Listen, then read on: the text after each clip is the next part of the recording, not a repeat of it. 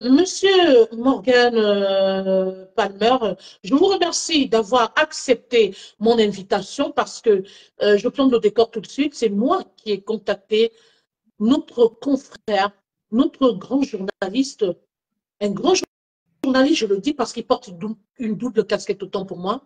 C'est un journaliste d'origine camerounaise, un journaliste africain, mais qui est également, s'il vous plaît, dirigeant des médias. Ce soir, il a accepté de se soumettre à une interview d'à peu près 30 minutes pour répondre aux questions clés. Par contre, il va peut-être vous laisser sur votre faim. Il ne va pas tout dire ce soir parce que pour des raisons indépendantes de sa volonté, il ne pourra pas mettre plus de temps. Mais par contre, la parole d'honneur qu'il m'a donnée en off est tout simplement celle-là où il reviendra pour que nous puissions débattre de manière détaillée de fond en comble. Mais pour ce soir, nous allons planter le décor, nous allons parler des grandes lignes. Il va se prononcer, il va répondre à certaines de mes questions, tout en vous rappelant qu'il est là juste pour 30 minutes. Alors, je demande aux internautes que à 30 minutes, comme on fasse signe, je demande à mon équipe de community management de me signaler quand on aurait atteint les 30 minutes. Ce soir, ce monsieur a vécu quelque chose de spécial. La thématique aujourd'hui, c'est celle-là où, je vous le précise, monsieur Palmer, évidemment, sur le territoire européen, il est en terre européenne, bien sûr, mais il a vécu quelque chose de spécial du côté du Cameroun, qu'on va essayer d'écouter ce soir. Nous allons écouter l'histoire ce soir. On va découvrir le vécu de M. Palmer. Une histoire qui pourra peut-être fortifier ou enseigner certaines personnes. Une histoire qui va nous emmener à éclairer la lanterne peut-être des internautes sur le fonctionnement réel du système politique au Cameroun. Alors, sans plus tarder, je vais vous laisser 2 petites minutes pour faire des partages. Monsieur Palmer, si vous aussi vous voulez partager, allez-y et nous allons lancer les hostilités.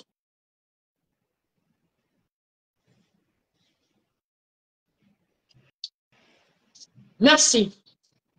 Pour ceux qui viennent de prendre le direct en cours, nous sommes dans le cadre de l'émission L'heure juste de vérité, sous un format spécial de 30 minutes. Nous recevons ce soir le journaliste Monsieur Palmer, Morgan Palmer, qui est en même temps dirigeant des médias.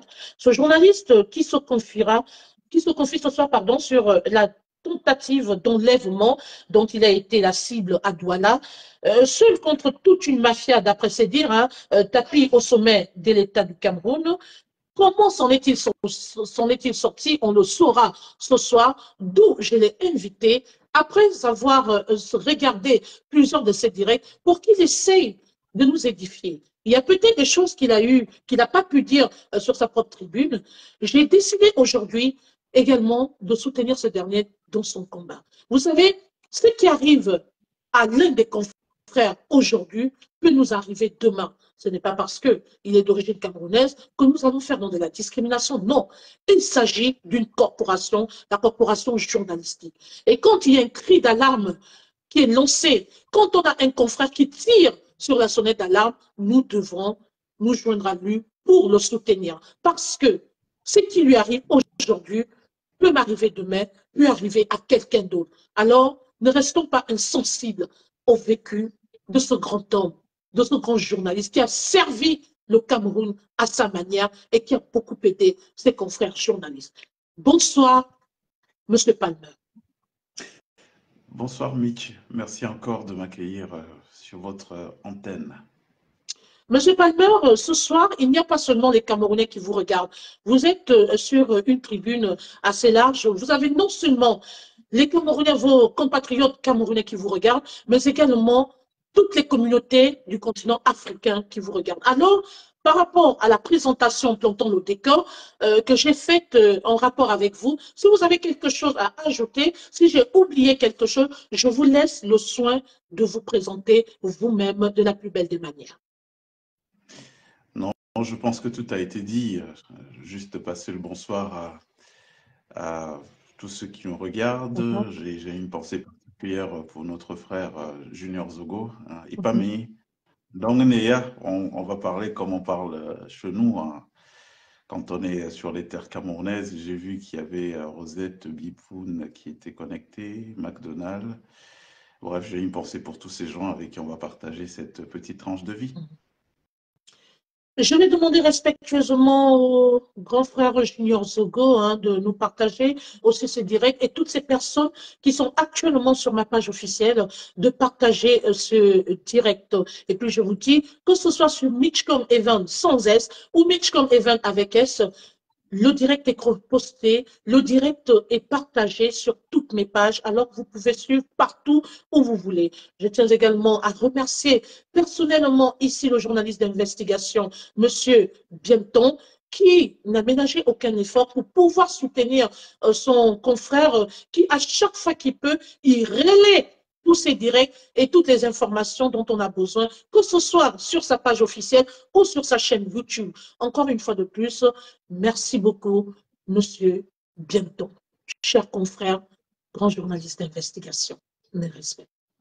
Bien, tout de suite, nous allons rentrer maintenant de plein pied dans le débat ou alors dans le vif du sujet. Hein. La question tout de suite qui me vient à l'esprit que je vais poser à notre invité spécial ce soir est celle de savoir, monsieur Palmer, vous dites être tombé dans une grande mafia. Vous parlez d'une tentative d'enlèvement, d'abus de confiance, et en même temps, vous faites mention de plusieurs autorités. Oui, les autorités de la plus haute instance, je vais dire, camerounaise. Alors, on veut savoir qu'en est-il exactement? Qu'est-ce qui s'est réellement passé? Nous voulons savoir votre vécu ce soir. Alors, je vais la faire simple parce qu'on n'a pas beaucoup de temps. Oui. Moi, je suis arrivé au Cameroun en mai 2022. Mhm, Euh, Pourquoi? Parce que j'avais rencontré en avril, donc un mois plus tôt, Émile Parfait Simb, qui m'a été présenté par des amis. Donc, transfert de sympathie. C'était un petit frère qui avait besoin du coup de main du grand frère que j'étais. mhm, Notamment, il venait d'obtenir du président Touadéra des concessions minières en Centrafrique, de l'or, du diamant, et il souhaitait lancer l'exploration et l'exploitation, mais il n'avait pas de partenaire à l'international. mhm, Et donc, il a entrepris de me convaincre de le mettre en relation avec des entreprises européennes, de préférence russes. Et donc, moi, quand je suis rentré à Paris, j'en ai parlé à un cabinet avec lequel je travaillais, l'Ocean Partners, qui est un cabinet franco-russe à la base. Et ils ont fait une enquête qui a révélé que Simb n'était pas quelqu'un de sérieux. Il était mêlé à une histoire d'escroquerie autour de la crypto-monnaie. Bon, moi, j'avais entendu vaguement parler de Simb, mais je ne connaissais pas bien ce dossier au fond. Donc, je lui ai ramené l'information que les Russes avaient donnée, disant qu'eux, ils ne pouvaient pas mélanger leur image, en tout cas l'image des multinationales russes, avec quelqu'un qui avait... Sécuriser le direct, sécuriser, sécuriser, ça commence, sécuriser. Pourquoi vous avez peur? donc, Et pourtant, monsieur Palmer a décidé ce soir de ne pas rentrer dans les détails. Laissez-le s'exprimer. Je demande donc, à excusez-moi, monsieur Palmer, je demande à ce que vous envoyez les cœurs, s'il vous plaît, sécurisez le direct. Allez-y, monsieur Palmer, s'il vous plaît. ces entreprises ont émis, enfin, le cabinet a émis des réserves. Bon, j'en ai parlé à Simb en lui disant, bon, là, j'ai vu des gens qui pouvaient aider, mais il y a un problème avec ton image, tu as une histoire d'escroquerie. Il m'a dit tout de suite, non, c'est pas vrai. Je suis victime d'une jalousie de la part du MEDEF local, donc le patronat camerounais. Je suis victime de jalousie de la part des banques et surtout du lobby du franc CFA qui voit en ma crypto-monnaie une alternative à leur monnaie. Donc, ils ont tout fait pour me couler. Bon, j'ai rendu cette information au cabinet russe. Moi, je suis très attaché au principe du droit, notamment au principe du contradictoire, qui fonde même la démarche de droit. Donc, ces derniers, ils ont dit, bon, allez, si c'est ça le problème, au fond, il faut juste qu'ils prennent un engagement avec nous de rembourser. Donc, on va indexer une ligne de comptabilité dans les futurs gains Mhm, réalisés sur l'exploitation donc, ses mines d'or et de diamants. Et donc, il y aura une ligne qui sera affectée au remboursement de ses victimes présumées dans le cadre de l'histoire de la crypto-monnaie. Mhm. À cette condition, on peut voir ce qu'on peut faire avec lui. Donc, on est tombé d'accord. Il a été question donc, de faire venir des partenaires au Cameroun pour qu'on ait ensuite en Centrafrique. Et donc, quand je suis arrivé au Cameroun en mai, Mhm. je suis venu pour partenaire. Et il s'est trouvé que Simp m'a proposé parallèlement de me donner une mission de structuration de sa chaîne de télé, parce qu'à côté de ça, il avait une chaîne de télé qu'il voulait développer. Et donc, la mission, c'était de former le centre de management, définir une ligne éditoriale, Mhm. mettre en place une grille des programmes, bref, tout le Saint-Frusquin. Comment s'appelait la chaîne, s'il vous plaît? Global Télévision. Très bien, merci. Mhm. Donc, la mission, c'était 2 mois, de mai D'accord. à juillet. Sauf qu'au mois de juin, il a été arrêté au Cameroun pour l'histoire de la crypto-monnaie. Mhm. Donc, après son arrestation, il a dû être exfiltré par ses amis donc, du gouvernement. Et au moment où il partait, puisque moi Mhm. j'étais censé partir un mois plus tard, il m'a dit, bon, vraiment grand frère, je suis coincé, aide-moi parce que je n'ai personne de confiance. Si Mhm. tu t'en vas, là, maintenant le projet, il va tomber, il meurt. Donc, aide-moi en restant un tout petit peu plus. Il est arrêté en juin. En partant, il me dit, bon, voilà, grand frère, si tu t'en vas en juillet comme c'était prévu, l'affaire va tomber, Mhm. je n'ai personne de confiance Merci sous pour la les main. cœurs. Ouais. Est-ce que tu peux rester un peu plus le temps que j'arrive, que je me retourne? Donc, je lui ai dit, bien sûr, puisqu'il était en difficulté. Sauf qu'entre-temps, quand il partait, il n'avait pas laissé le budget pour la télé. Il avait Mhm. promis d'envoyer ce budget. Bon, entre-temps, euh, moi, je lui ai fait confiance. Vous savez, nous, on a peut-être un défaut, nous autres, mais moi, j'ai une foi en l'homme qui fait que je vois toujours le côté positif et je mets le côté négatif dans l'ombre. Je me trouve donc là Mhm. avec des journalistes que j'ai fait venir de Ouais. l'étranger, des journalistes que j'ai déplacés d'autres villes. Donc l'idée étant de commencer à développer ce projet, on a commencé à travailler. Bon, je n'ai pas attendu qu'il envoie les budgets. Bon, tout de suite, j'ai mis la main dans la poche Alors, et tous les mois. excusez-moi, Monsieur Palmer, essayez un peu de régler votre micro, positionnez-le en face de vous, parce euh, que euh, le il commissaire, est comme il est. le commissaire dit que là c'est bon. Ok, vous pouvez continuer. Il dit que c'est bon. Ok, on continue. Oui, oui. Et si on ne pas couper tout le temps parce qu'après on perd le fil des Oui, idées. oui, d'accord. Bon, Ok, allez-y, excusez-moi. voilà. Donc moi, comme je vous disais, j'ai mis tout de suite la main dans la Mhm. poche, étant donné que j'avais fait venir des gens de l'étranger, j'ai déplacé des journalistes d'autres pays africains, et même au Cameroun, j'ai déplacé des journalistes d'autres villes, donc qui habitaient à Douala. Donc il fallait lancer le projet, on ne pouvait plus attendre. Donc, sauf que ça a été promesse sur promesse. Oh, j'envoie le budget la semaine prochaine, à la fin du mois, et puis rien n'arrivait. Bon, sauf que nous, on était lancés, hein, avec l'équipe dynamique qu'on avait mis en place, on a commencé à travailler. Et je me suis retrouvé au mois de décembre, donc 6 mois au Cameroun. Ok, 6 mois. Mhm.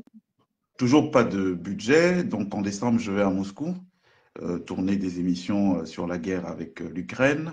Et là-bas, je rencontre Émile Parfait Simb. Je lui dis, bon, à la base, c'était 2 mois.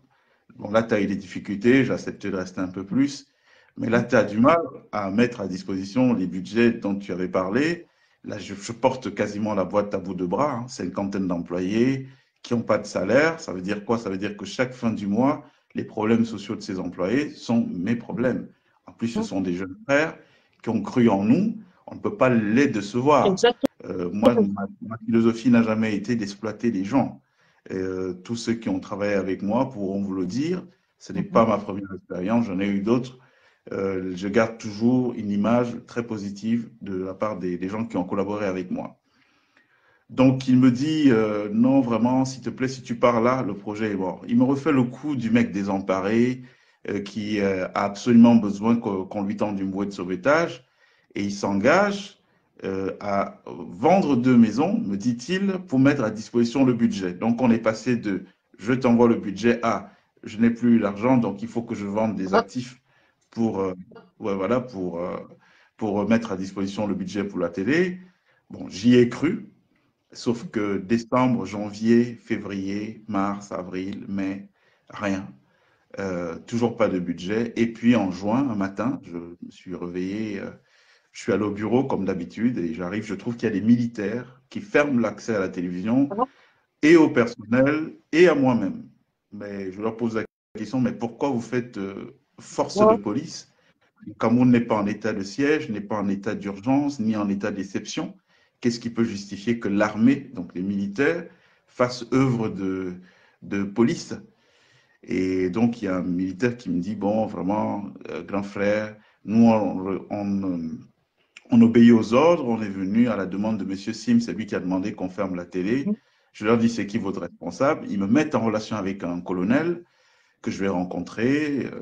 Il me dit, ah, c'est vous, Monsieur Palmer? Je lui dis, oui. Il me dit, ah, j'ai de très mauvais rapports sur vous. Je lui dis, ah bon? Il me dit, oui, vous serez là notamment pour un plan de déstabilisation du Cameroun à quelques mois avant la présidentielle. ah, Alors, je ne comprenais rien, rien, à rien. Je lui dis, ah ouais, qui vous a dit ça? Il me dit, non, c'est Simb, Monsieur Simb qui m'a envoyé un message. Il aurait eu cette information des services secrets russes. Et donc, tout de suite, j'ai compris qu'on était dans quelque chose de très dangereux parce que je connais ce truc d'accusation, des accusations sur l'insurrection. C'est des choses qui ne pardonnent pas. C'est-à-dire que du jour au lendemain, vous pouvez vous retrouver avec une balle dans la tête et puis il y a la Libye parfait, hein, il est venu déstabiliser le pays. Le malheur de Émile Parfait Sim, c'est qu'en faisant ça, il ne savait pas quel était mon niveau d'entre-gens au niveau même de l'armée camerounaise parce que je travaille avec ce corps depuis des années auparavant. En 2010, c'est moi qui ai réalisé le film sur le cinquantenaire de l'armée du Cameroun. À ce titre, j'ai eu accès à des zones classées secret défense. J'ai travaillé avec le ministre de la Défense de l'époque et le chef d'état-major actuel. Donc, dans le cadre de ce travail, j'étais quasiment à tu à toi avec la quasi-totalité de ceux qui composent l'état-major de l'armée du Cameroun. Donc, j'ai pris le téléphone, j'ai appelé un ami qui est général de l'armée, et je lui ai expliqué la situation. Voilà dans quoi je me retrouve là, je ne sais pas ce qui se passe, mais et il me dit non, tu ne bouges pas, tu me laisses appeler tout de suite. Pas le colonel, je vais appeler le général qui commande la zone et puis il va te recevoir. Effectivement, 10 minutes plus tard, je reçois un coup de fil d'un général. Il me dit, ah, c'est moi, tel général, on m'a demandé de vous recevoir. Si vous n'êtes pas loin, vous pouvez passer me voir. Donc je suis allé à son bureau et il m'a reçu avec le colonel en question. Et il a dit au colonel, ça m'étonnerait que l'information qu'on vous ait donnée soit bonne. Parce que ce monsieur, nous, on le connaît et on ne le connaît pas comme tel que ça vous a été présenté. Nous sortons donc il dit au colonel, essaie de régler ça avec lui. Nous sortons du bureau du général. Et puis le colonel me dit, il s'exclame, il dit, mais pourquoi les jeunes Camerounais passent le temps à se tuer entre eux? Si ton frère voulait fermer la télé, pourquoi ne t'a-t-il pas simplement appelé pour te dire simplement. qu'il ne peut pas au lieu de faire tout ce qu'il a fait? Et c'est donc là qu'il me sort le mail. Et je vous dis, si vous voyez ce mail-là, dans le mail, j'étais un espion français, je n'ai jamais vu une telle biographie dans ma vie. En tout cas, je lisais sans reconnaître rien qui soit proche de moi, de mes pratiques, de mon éthique personnelle. Un père de famille, vous rendez compte, Franchement, les grands enfants se retrouvent là dans ça. Et pourquoi? Parce qu'un type me salit. Le problème, c'est que je suis sous le choc au moment où j'ai ces informations. Pourquoi? Parce que la personne qui écrit contre moi, je n'ai jamais eu une simple discussion avec lui. C'est-à-dire qu'on on ne s'est jamais chamaillé un jour pour dire que je lui avais dit un mot qui l'a blessé. Peut-être non, on n'a jamais eu de problème. C'est grand frère, petit frère. Je l'ai tenu par la main. la Sa mère, collaboration a toujours été bonne et limpide. toujours, sa mère est décédée pendant qu'il n'était pas au Cameroun. J'ai été pour beaucoup dans l'organisation du deuil de sa mère. Pour beaucoup. Donc, c'est des choses à la limite que si quelqu'un a fait ça pour vous, vraiment, peu importe ce qu'il peut avoir, vous le prendrez toujours en le chérissant, en disant bon. Donc, je ne comprenais pas. Entre-temps, Sim, il ne m'appelle pas. Quand j'essaie de le joindre, son téléphone, il est aux abonnés absents.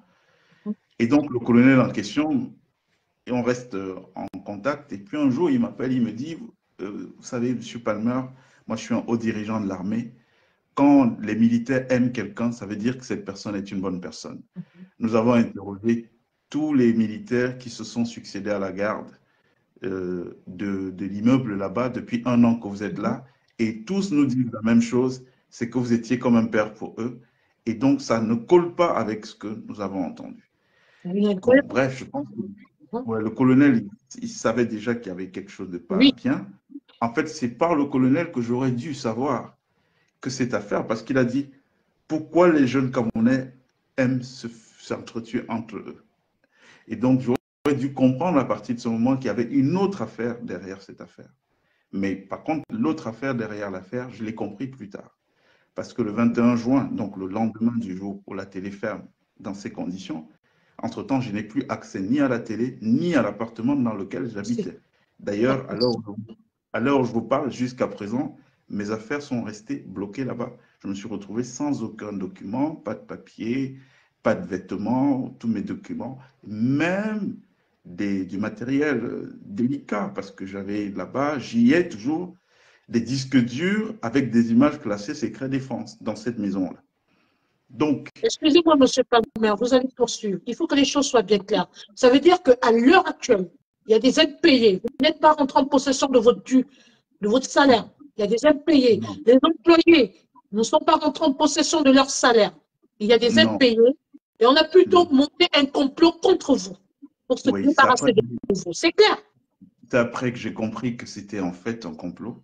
Parce que dès le lendemain de ce jour, je reçois sur mon téléphone une campagne de calomnie, mais d'une rare violence sur les réseaux sociaux. C'est-à-dire que ce Sim ne s'est pas contenté de faire ce qu'il a fait, mais il a commencé à écrire des articles sur des sites qui lui appartiennent, me ciblant, me traitant de tous les noms d'oiseaux. Je vous jure que jusqu'à l'heure qu'il est, si je rencontre ce petit frère, je lui demanderai qu'est-ce qui s'est passé. Tu es devenu fou, c'est quoi ton problème? Et tout. Donc le lendemain, moi, je reçois des choses, il écrit, et je trouve que c'est quand même assez violent. Donc je porte plainte le 21 juin, le lendemain, et je dépose la plainte à la gendarmerie à Douala. Sauf que donc le surlendemain, je reçois un coup de fil très tôt le matin. C'est un jeune qui m'appelle parce que je vous ai dit que durant toute cette période, SIM ne payait pas son personnel, ni celui de la télé, ni celui des autres sociétés qu'il avait. Donc, en tant que figure comme paternelle de la maison, tous ces gens convergeaient vers moi quand il y avait des problèmes et on aidait. J'aime pas trop dire ça parce que pour moi, le bien ne fait pas de bruit parce que le bruit ne fait pas de bien. Mais quand même, sachez que j'ai porté toutes les entreprises à bout de bras. Les gens qui ne sont pas payés, qui viennent. Et donc, ça a choqué beaucoup de gens de voir ça. Donc, c'est un jeune qui m'appelle de la maison qui me dit, grand frère, tu as porté plainte contre Simb à la gendarmerie. Je lui dis oui. Il me dit, ah, je te conseille de ne plus y aller parce que Simb s'est vanté hier en disant qu'il a reçu ta plainte par WhatsApp. Donc, le colonel qui commande ce groupement de gendarmerie a appelé Sim aussitôt que je suis sorti de la gendarmerie et il a filmé ma plainte sur WhatsApp et il l'a envoyé à Sim. Donc, il me dit, à mon avis, là-bas, tu n'es pas en sécurité, n'y va plus. Bon, mais ma démarche de plainte était déjà, su par des gens au niveau des Yaoundé qui m'ont dit non, vas-y. Sauf que j'ai attendu 10 jours, pas de réaction de cette gendarmerie. Et j'ai relancé les gens à Yaoundé qui m'ont dit, bon, maintenant tu vas le voir et tu vas le voir de notre part. Donc, et ils m'ont dit d'ailleurs, c'est férié aujourd'hui. Donc, ils ont mis des gens là-bas, des sentinelles. Ils m'ont dit, dès que lui va arriver au bureau, ces gens vont t'appeler pour te dire qu'il est là.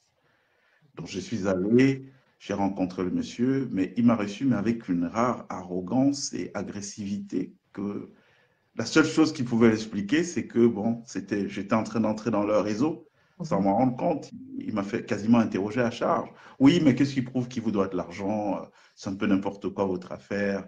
Et d'ailleurs, je vous ai enregistré ce que vous étiez en train de dire.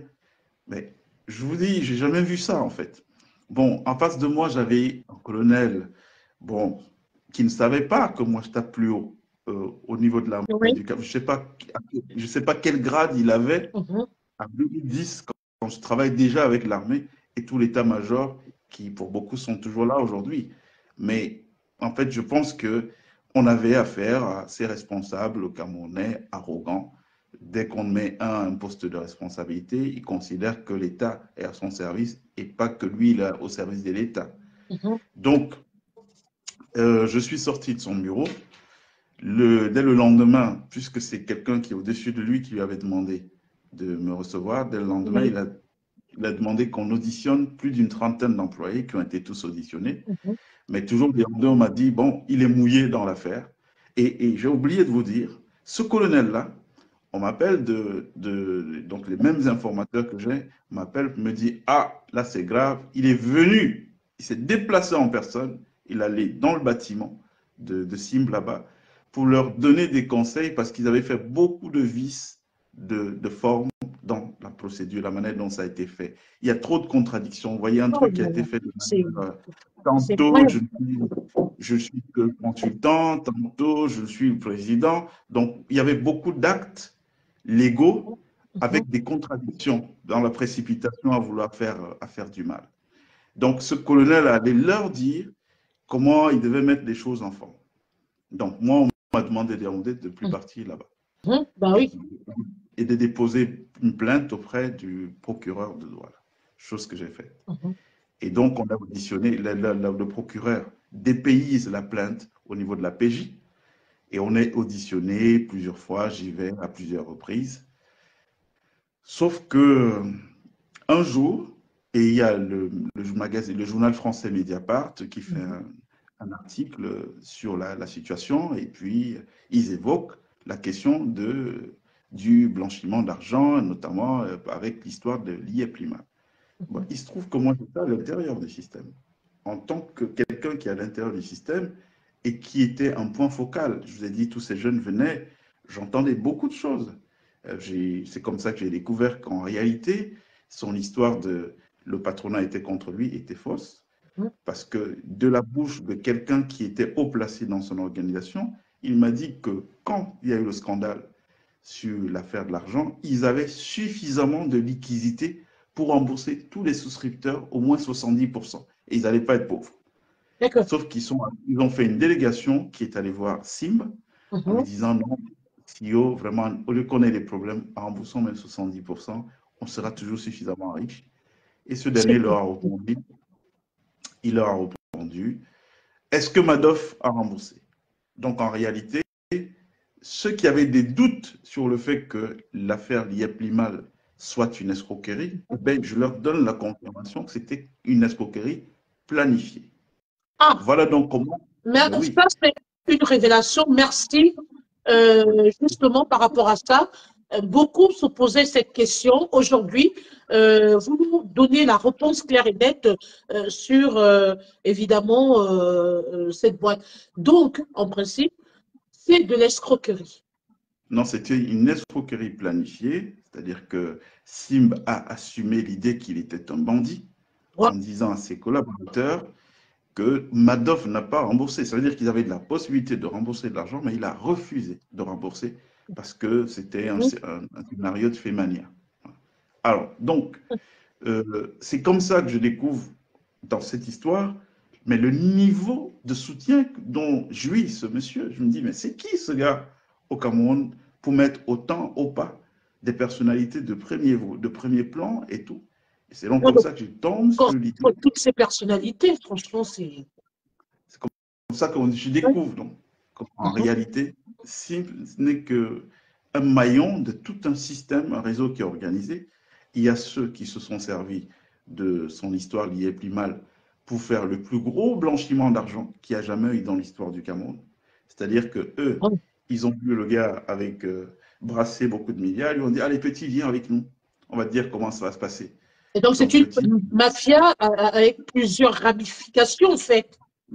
oui, donc il y a le côté escroquerie, euh, donc pour les souscripteurs, et il y a le côté blanchiment d'argent qui a impliqué donc les hautes personnalités, y compris donc Ferdinand Ngongo, qui se retrouve être le soutien, le principal parrain, puisque cette équipe de la gendarmerie qui a cet escadron de la mort qui m'a été envoyé par lui. Je suis en 30 ans de métier, je n'ai jamais été accusé une seule fois de calomnie.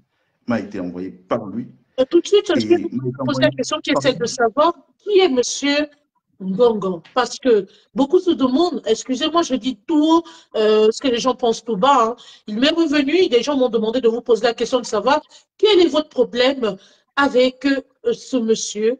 Ils ont comme l'impression que c'est un règlement de compte. Vous acharnez sur ce monsieur. Alors, je souhaiterais que vous répondiez en direct ici. Quel est votre problème clé? Qui est monsieur Ngongo? Pour la Non, gouverne non, de toutes les communautés. j'avais rien contre Ferdinand. D'accord. J'avais rien contre lui jusqu'à ce qu'il demande donc qu'il soit l'auteur d'une tentative d'enlèvement et d'assassinat. La preuve, j'ai jamais parlé de lui auparavant. Vous savez, Madame Mich, nous on a une histoire avec le Cameroun. D'accord. Cette histoire avec le Qui Cameroun est M. commence Ngongo, s'il vous plaît? bien avant. C'est le secrétaire général de la présidence de la Très République du bien. OK. Cameroun. Merci. Donc, Ah, cette histoire commence bien avant que les Ferdinand arrivent aux affaires. D'accord? Donc, nous, on a vu bon. ces gens commencer. Et parce que dans une autre vie, j'ai été très proche du pouvoir, Ah, notamment du président de la République actuelle. OK. Et, D'accord. et à ce titre-là, j'ai vu beaucoup de carrières se faire sous mes yeux, Mhm. y compris la carrière de Ferdinand. Je n'ai j'avais aucun désaccord, aucun problème avec lui avant cette affaire.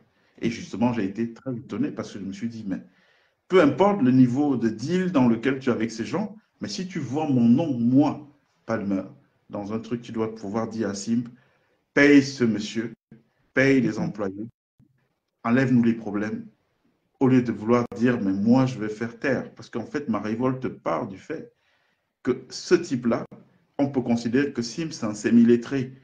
Il vient d'avoir de l'argent il n'y a pas 3 ans. Nous, on a 30 ans d'histoire dans le Cameroun. Donc, si un type comme ça, moi, il est mon protégé, et il vient me dire, ah, non, il y a Ferdinand là, il faut qu'on lui fasse quelque chose. Je vais dire non, pas Ferdinand. Ferdinand, il a une histoire dans le pays. Réglons ça d'une autre manière. Mais que de me dire que ce monsieur a pu s'asseoir et penser un seul instant dans sa tête que j'étais le genre de type qu'on pouvait broyer, j'ai trouvé que c'était fort de café. Donc en réalité, moi je n'ai aucun problème avec Ferdinand Ngongo avant cette histoire d'assassinat. La preuve, j'en ai jamais parlé. J'en ai jamais parlé. Je lui accorde la Le considération que bénéfice du doute. j'accorde. Non, même pas le bénéfice du doute. Je vous dis que c'est lui. Ah, C'est lui. Nous avons des vous réseaux avez des preuves. d'information Vous avez, dans le pays. C'est lui. c'est une question. Vous avez des preuves. Peut-être que vous ne pouvez pas nous démontrer ce soir, mais vous avez des preuves. Vous nous le Je vous certifiez dis, du moins. je vous dis que c'est lui. D'accord. Je OK. vous, je vous dis que c'est lui Mhm. parce que la gendarmerie camerounaise aujourd'hui est contrôlée par lui. Je ne vais pas entrer dans certains détails, D'accord. OK. mais et je ne suis pas la première personne. Le mode opératoire qui a été utilisé contre moi, Mhm. c'est le même mode qu'ils ont utilisé contre Martinez. C'est-à-dire D'accord. qu'on vous fait enlever dans Mhm. une opération semi-légale. Ouais, parce que là, c'était quoi? Moi, je suis dans un commissariat à la PJ. Mhm. Le commissaire Zogo suit. Il va vous dire si ces pratiques sont régulières. J'ai porté plainte, je suis en pleine audition à la PJ. Les Mhm. gendarmes entrent dans la PJ. Il est plus de 21 heures passées de la nuit Pardon. pour venir. Plus de 21 heures Je vous passées dis, de la nuit. oui, je dis ça, pardon, c'est incroyable. Les gendarmes entrent dans la PJ. Ça a failli même créer un problème ce jour. Oui. Ils entrent dans la PJ, soit disant qu'ils ont un mandat, un avis de recherche contre moi. Je n'ai jamais été convoqué. Mhm. Donc, pour qu'il y ait un avis de recherche, il faut qu'on me convoque 3 fois et je ne déroge pas à la convocation. Je n'ai jamais eu de convocation. Donc, l'avis de recherche, on le saura plus tard. C'était un faux, écrit Mhm. par un lieutenant-colonel Bialo du 7. Donc, ça, c'est le réseau de Ngongo. Hein. Il faut que vous compreniez très bien.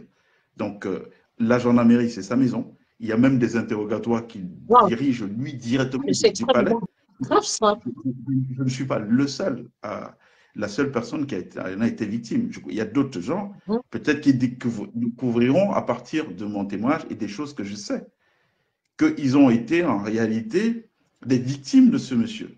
Mais Il ça ne se dirige peut pas, certains, c'est une arrestation orchestrée, c'est pas possible.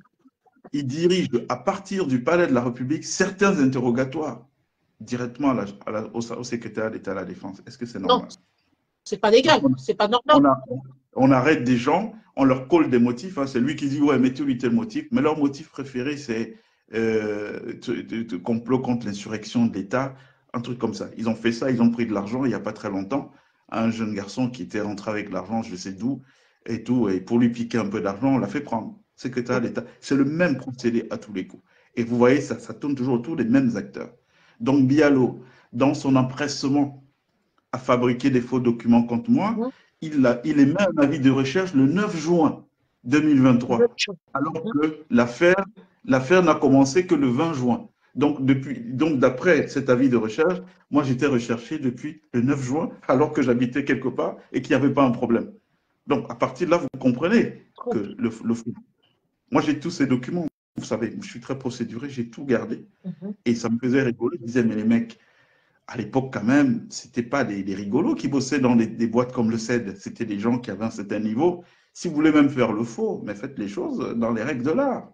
Ne faites pas des choses bricolées où on vous attrape comme des petits-enfants. Donc, ils ont émis un mandat, un avis de recherche le 9 juin, Mhm. alors que le problème a commencé le 20 juin. Le Donc, vent.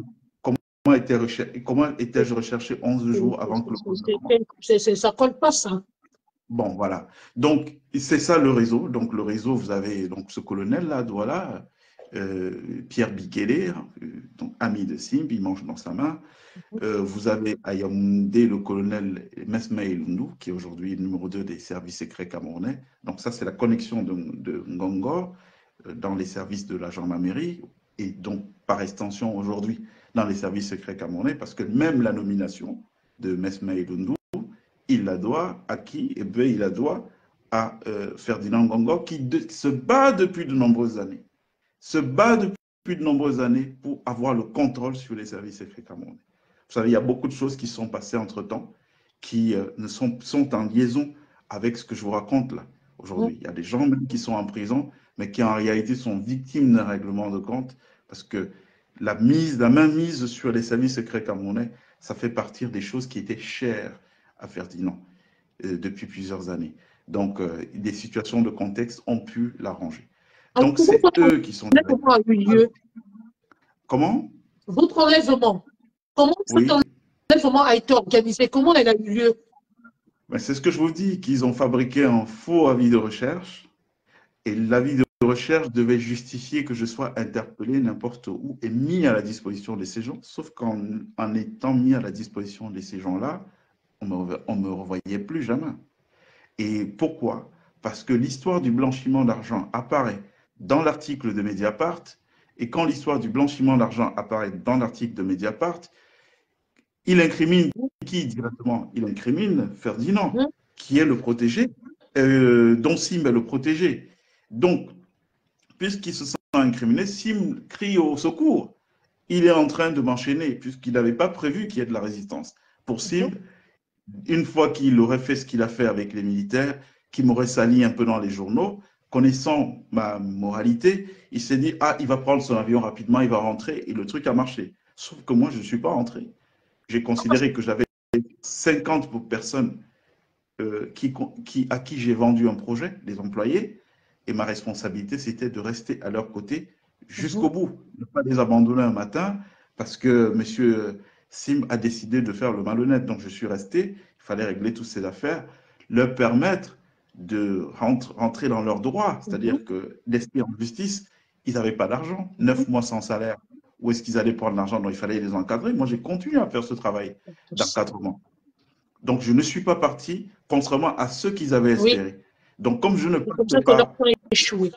voilà, et comme je ne partais pas et que il apparaissait de plus en plus difficile que, étant sur place sur le pays, j'étais un problème pour eux, c'est là qu'ils ont décidé de mettre en place donc mon enlèvement. Parce que Ferdinand, il faut savoir comment il raisonne.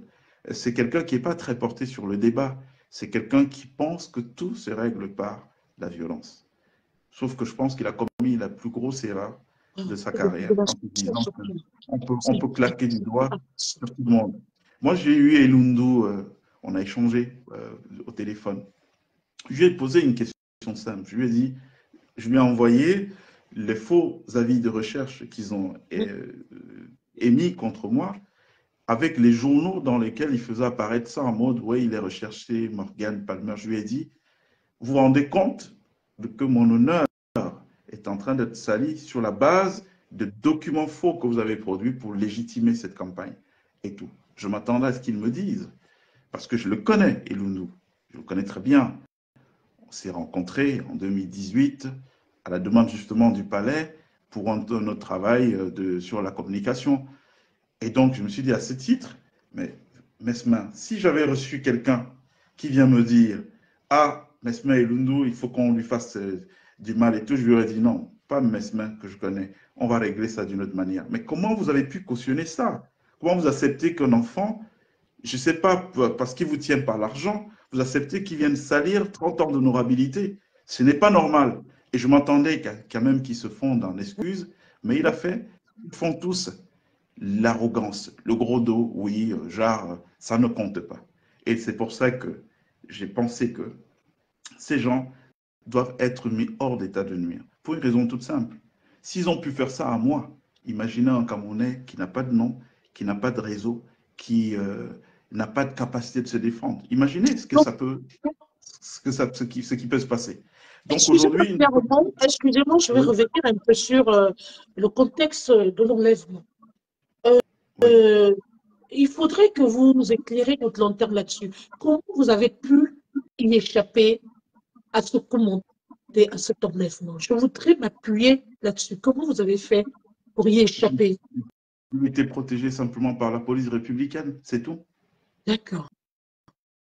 C'est par la police républicaine que j'ai été protégé, puisque C'est pas un à abus de pouvoir. 22 heures de la nuit, les gendarmes sont garés à l'entrée de la PJ de Douala. Il y en a certains qui entrent dans l'enceinte de la PJ. C'est pas normal. Le patron de la PJ n'est pas prévenu. Si on est dans une opération régulière, normalement, les gens du CED auraient appelé le patron de la PJ pour dire, vous avez quelqu'un là-bas, nous aurons aussi besoin de lui. Il y a une collaboration entre services. Mais il n'est pas au courant, le patron de la PJ, de cette opération. Ils viennent, ils entrent dans le truc et ils disent ce qu'ils veulent. Moi, c'est les policiers qui ont attiré mon attention. Ils m'ont dit, grand frère, on voit un truc là, nous ne voulons pas voir, être mêlés à ce qui se passe avec Martinez Zogo. Cette histoire-là, ces gens-là, ce n'est pas des gendarmes normaux. C'est une autre opération qui est en place. Et donc, ce sont ces gens qui m'ont protégé. C'est la police judiciaire de Douala à qui je rends un hommage aujourd'hui parce C'est qu'ils ce ont que j'allais fait, dire. Félicitations ils ont joué, à la police ils ont joué un judiciaire rôle qui, de police républicaine. voilà, qui a joué un rôle de, de protectrice, de C'est ces gens qui la m'ont police a été protégé. protectrice. C'est un rôle de protecteur. C'est grâce à vous aujourd'hui si ce monsieur est en vie. Je salue Donc, votre bravoure et je salue votre sens de professionnalisme. Vous pouvez c'est poursuivre eux. vos propos. C'est eux qui ont trouvé que c'était pas normal ce qui se passait et que de toutes les façons, si j'étais sorti là, on m'aurait plus jamais revu. Et ils avaient tout à fait raison. Parce que la vie de recherche, je viens de vous dire, c'était un truc complètement bidouillé. On me prenait et puis je n'apparaissais plus jamais. Je tiens à Et vous donc, informer, et je vous précise, excusez-moi, monsieur Padmer, vous allez poursuivre, que ce direct est tellement important que vous allez le retrouver sur YouTube. Pour ceux-là qui ont raté le direct, vous allez le retrouver sur YouTube parce que c'est extrêmement grave. Et ce direct est enregistré. Je demande à mon manager, je demande à mon équipe de community management de m'enregistrer ce direct parce que c'est extrêmement grave. Vous pouvez poursuivre. donc, alors je lis le commentaire d'une dame, une certaine Marina Le Sourd, qui dit que nous avons informé les Camerounais sur cette pyramide de Ponzi. On nous a dit être Bamileke, jaloux des Bassa. J'entends beaucoup ce débat-là. Si je peux me permettre une petite extrapolation, le débat sur une jalousie que porterait les Bamileke pour les Bassa. Bon, pour avoir été témoin de quelques scènes, il me souvient qu'en 2017, 2016, 2017, il y a un leader camerounais qui a émergé sur la scène politique camerounaise, M. Liby, euh, pour avoir suivi un peu l'épisode de son éclosion, en tout cas du passage de l'homme de médias à l'homme politique. Ce que j'ai retenu de cet épisode, c'est que c'est quelqu'un qui a été porté par la communauté bamileke du Cameroun. C'est eux qui l'ont fabriqué. Hein. Moi, je pense, par la capacité qu'ils ont de savoir se mobiliser, de savoir faire foule, d'être solidaires et d'être engagés dans ce qu'ils font. Euh, on peut le dire, on peut citer d'autres cas, le cas même dans le football, des gens qui sont portés. Donc, je ne pense pas que c'est mon avis que je donne à Madame, à Madame Lessou. Je ne pense pas qu'il y ait une jalousie, non. Je vois plutôt des gens qui sont très patriotes. Je parlais des Bamileke et qui n'hésitent pas toutes les fois ils ont la possibilité de le faire. Quand il y a une dynamique qui est positive pour le pays, de se mobiliser pour les gens. Non, je ne pense pas. Je pense qu'il y a une erreur une erreur d'appréciation. D'ailleurs, au Cameroun, c'est l'un des rares peuples qui, quand ils gagnent l'argent, qu'est-ce qu'ils font? Ils construisent d'abord chez eux, ensuite ils s'arrangent à aller construire dans d'autres contrées du Cameroun, avant d'imaginer un jour qu'ils peuvent acheter, procéder à l'acquisition de maisons à l'étranger. Donc, c'est des vrais patriotes qui, par contre, ont été victimes, en quelque sorte, du système. Parce qu'à un moment donné, compte tenu de leur très grand enthousiasme sur le plan du business, on a pensé que pour les casser, il fallait faire entrer la Chine en force au Cameroun et leur imposer une concurrence déloyale. Donc, bon, ça, c'est des débats dont on pourra parler une autre fois, mais je voulais quand Alors, même, parce que je vois ça. voilà, nous allons revenir sur le vif du sujet. Pour ceux qui viennent de prendre le direct en cours, hein, nous sommes dans le cadre de l'émission L'heure juste de vérité et nous recevons ce soir Monsieur Morgan Palmer, qui est non seulement journaliste, mais également dirigeant des médias. Ce soir, il a décidé, voilà, il a accepté mon invitation pour pouvoir, autant pour moi, venir éclairer la lanterne de tous les internautes et de tous les followers par rapport à son vécu. Il a fallu qu'on comprenne mieux les choses parce que il sort de très loin. C'est un monsieur qui est en vie aujourd'hui grâce à une catégorie des autorités camerounaises et on pourrait même dire aussi grâce à Dieu. Parce que si ces autorités n'auraient pas eu le réflexe de le garder, je pense que ce monsieur serait porté disparu et il aurait été peut-être victime d'un enlèvement, mais alors là, historique. Alors, si ce monsieur vient parler sur cette tribune ce soir, c'est parce qu'il est temps de dénoncer quand même ce genre de pratique. Il n'est pas normal que quelqu'un soit molesté, que quelqu'un qui réclame tout simplement un père de famille, qui réclame tout simplement son dû, son salaire, qui a encadré d'autres employés, qui aujourd'hui, je vais dire la boîte en registre des impayés, ne soit pas tout simplement honoré. Ce monsieur doit être remboursé. Je demande officiellement aux autorités camerounaises de traiter ce problème. La question qui me vient à l'esprit, et nous allons poursuivre avec monsieur Palmer, très rapidement. Monsieur Palmer, où en êtes-vous avec ce problème? Est-ce que vous avez été remboursé? Est-ce qu'on vous a payé? Est-ce qu'on s'est acquitté de vous rembourser tout ce que vous avez travaillé? Vous avez quand même rendu des loyaux services à, je vais dire, à la déchet. Alors, aujourd'hui, je voudrais savoir où en êtes-vous avec ce dossier. Parce que sinon, Alors, on ne lâchera pas. Nous allons poursuivre le combat jusqu'à ce que justice soit faite. Nous voulons savoir où en êtes-vous avec ce dossier. alors non, je n'ai pas été payé. Justement, vous avez posé une question avant qui est très importante. Comment vous avez su? Donc moi, après la tentative d'enlèvement qui a mal tourné, j'ai été appelé de Yaoundé la même nuit pour me dire il faut que tu quittes Douala maintenant parce que nous n'avons pas de contrôle sur cette ville-là. Ouais. C'est une ville qui est complètement aux mains des mafias. Reviens à Yaoundé. Là, Gestion d'insurrection, oui. très tôt le matin, j'étais à Yaoundé. Et c'est à Yaoundé, entre autres, que j'ai eu la confirmation de ce que je vous dis. Puisque la première question qu'on m'a posée, c'est mais qu'est-ce que la pieuvre a contre toi? Qu'est-ce que la pieuvre a contre toi? Et attention d'ailleurs, ils t'ont raté, mais ils ne reculent pas souvent. Bah bien Donc moi, sûr, ils reviennent à la charge. Oui. J'étais armé.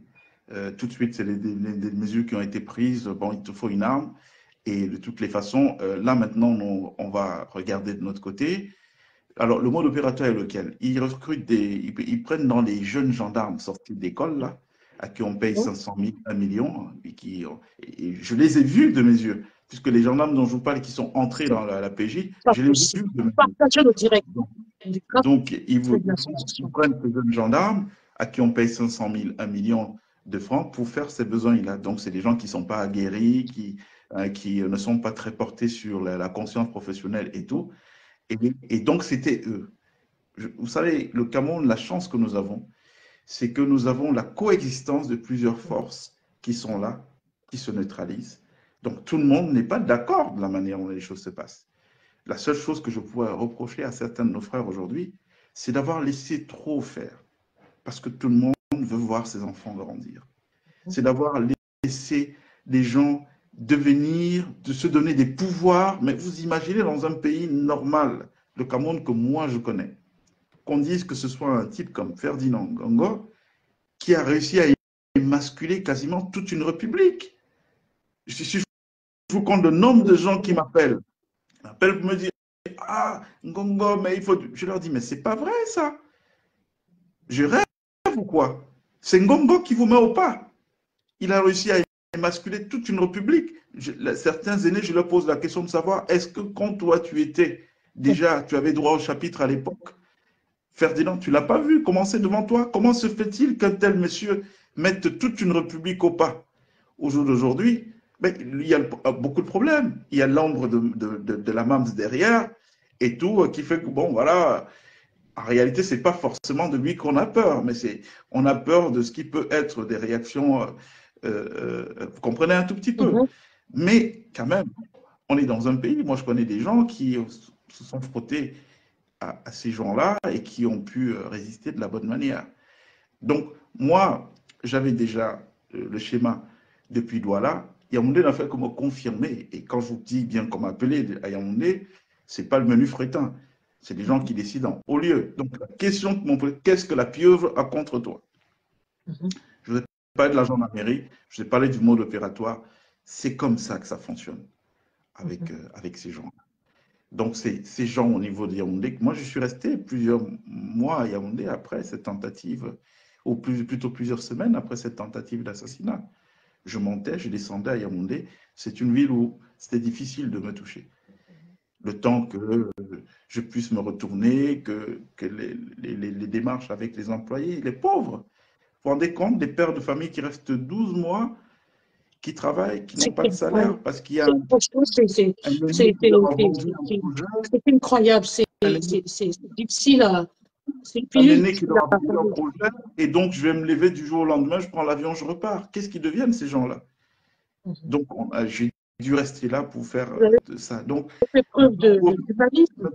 maintenant, pour revenir est-ce que j'ai été payé ou pas, j'ai porté plainte. Et puis, Douala, il faut savoir que c'est une ville qui est complètement pourrie. Ah oui, je vous le dis.